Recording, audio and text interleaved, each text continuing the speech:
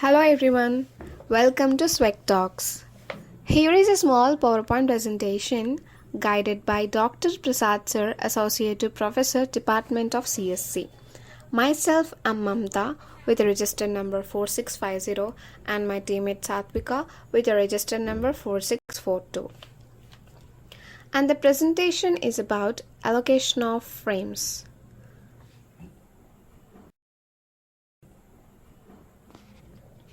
In operating systems, frame allocation is a part of the process of managing physical memory. Frames are fixed size blocks of physical memory and are used to store pages of a process virtual memory. The allocation of frames involves assigning these physical memory blocks to different processes. There are different methods for frame allocation, and one common approach is the use of a page table. The page table keeps track of the mapping between the virtual memory used by a process and the corresponding physical memory frames. When a process needs more memory, frames are allocated to its pages and the page table is updated accordingly. Dynamic techniques like demand paging allocate frames only when a page is actually accessed, reducing initial memory requirements. In contrast, static techniques allocate all necessary frames when a process is loaded into memory. Efficient frame allocation is crucial for optimizing system performance and ensuring that processes can access the memory they need while avoiding unnecessary waste. There are two major allocation of schemes. The first one is about fixed allocation. Fixed allocation in operating systems refers to a memory management technique where each program is assigned a predetermined portion of memory. This fixed allocation can lead to inefficient use of memory if a program doesn't fully utilize its allocated space, but it simplifies memory management. It is less flexible than dynamic allocation but can be suitable for certain embedded systems or applications with non-memory requirements. And the next one is about priority allocation. Priority allocation in operating systems involves assigning priority levels to tasks or processes to determine their execution order. Higher priority tasks are given preference and are scheduled to run before lower priority tasks. This helps ensure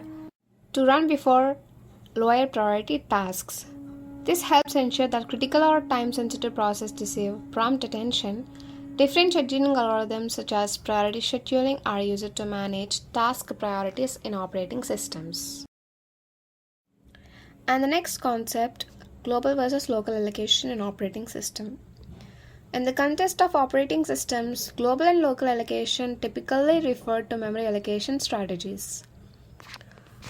Global allocation. Global allocation involves allocating a fixed amount of memory to a process for its lifetime. The entire memory space is allocated to a process when it starts, and the process uses this allocated space until it completes.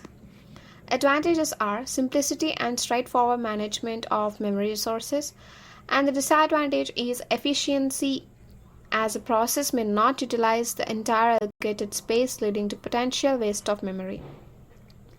Local allocation.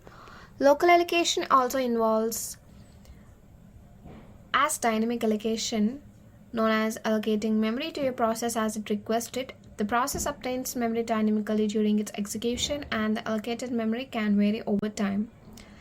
And the advantages is efficient use of memory as a process involves what it needs, reducing potential waste, and the disadvantages are increased complexity in memory management due to dynamic allocation and deallocation.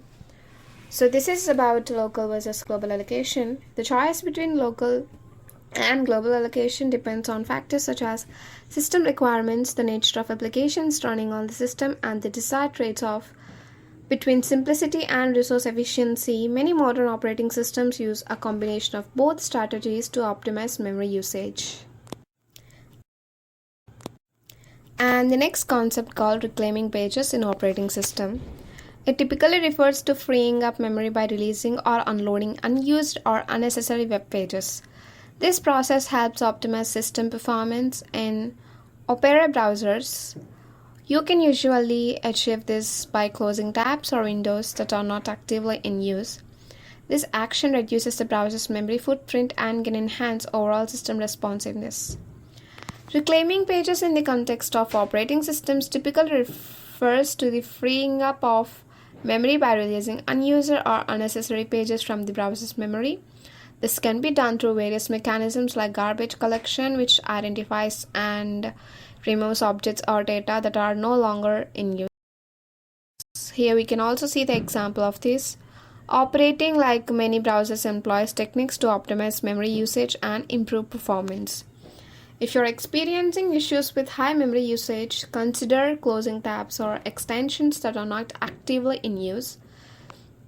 Additionally, updating to the latest version of operating can provide performance improvements and bug fixes.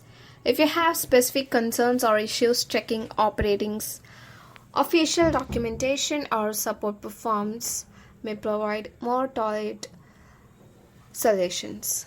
So, this is all about the reclaiming pages in operating system. And now let's move on to the next topic called non-uniform memory access in operating system.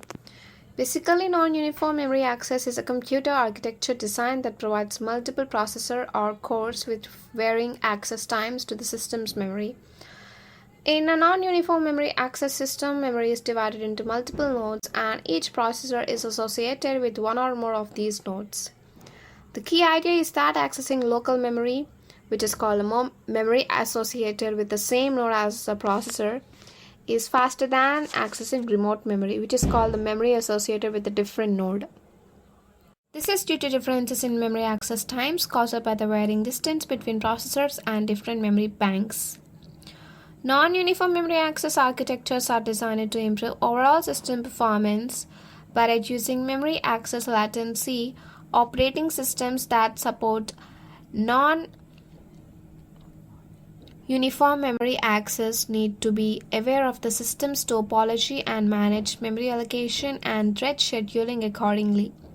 This involves allocating memory on the local node whenever possible to minimize latency and optimize performance. Non-uniform memory access is particularly beneficial in large scales of multiprocessor systems where the memory subsystem can become a significant factor affecting overall system performance. So this is all about the non-uniform memory access. So in this PowerPoint presentation, we have learned allocation of frames and the major two schemes involved in it, and the global versus local allocation, and reclaiming pages and its example, and the non-uniform memory access. So this is all about the allocation of frames. So I hope you guys have understood and enjoyed. So thank you for watching this. Thank you.